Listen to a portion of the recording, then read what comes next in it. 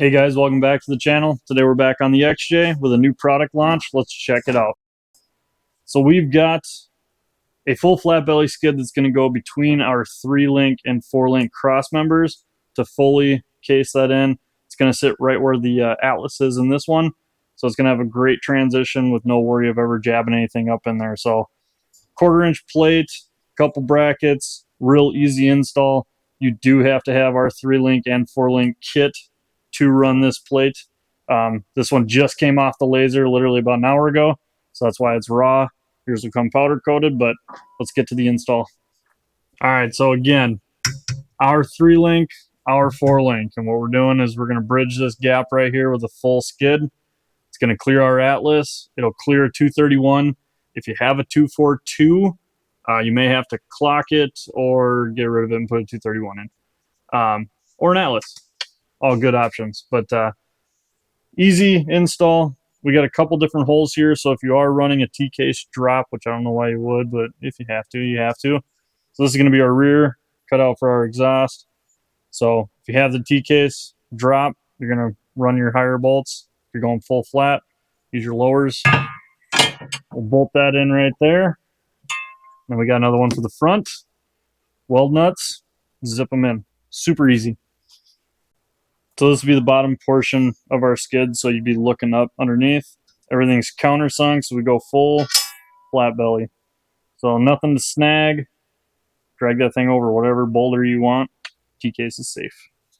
So your 3-link and 4-link cross member should already have everything pre-drilled in it. Double check that you do. If you got an older kit, maybe they don't, but they typically will have all those ready to go. So we're gonna go full flat belly. So we're going low. Just gonna loose fit everything, get all of them in there, then we'll snug them up.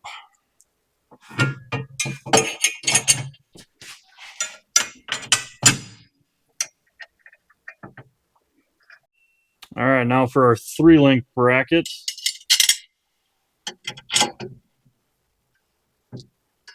So most of these bolts pretty straightforward. You know, get on the back side, tighten them up. This center one on the 3-link, you'll need a stubby 9/16. Drop it in there, tighten it up, pop it out. There's going to be an empty hole right here. That is strictly for manufacturing, so they know which end to bend for which side. So ignore that hole. That's not for anything. But yeah, we're ready to slap our plate on there. All right, so we got our brackets in, ready to go in with the plate.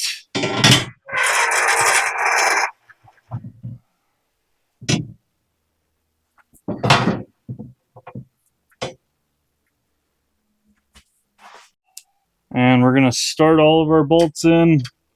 Everything's going to be loose.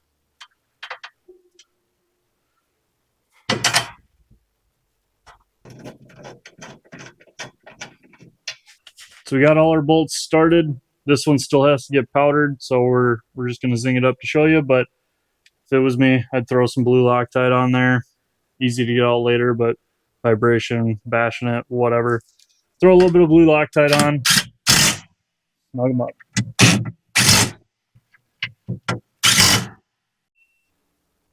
So it may be hard to see on video, so we're going to use this level to show you, but you're not losing any ground clearance. It's ramped up to go towards the 4-link rear. So awesome ground clearance there. 1/4-inch plate, super beefy. Again, this one's raw, just came off the laser, just using it for the install. Yours will show up just the same as your cross members, powder coated, nice black. So get yours on ironrockoffroad.com. Let us know what you guys are looking for in the future. Let's keep trucking.